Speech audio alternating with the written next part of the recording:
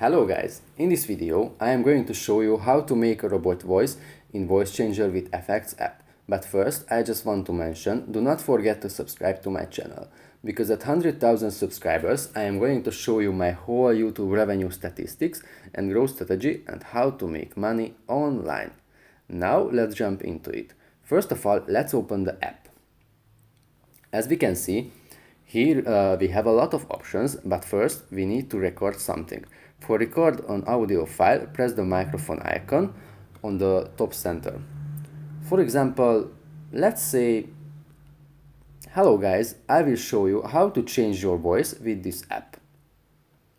Now we could choose from ton of different effects. For the robot effect, we need to tap on the play button next to the robot text. Hello guys, I will show you how to change your voice with this app. That's pretty much it for this video guys, see you in the next one, bye.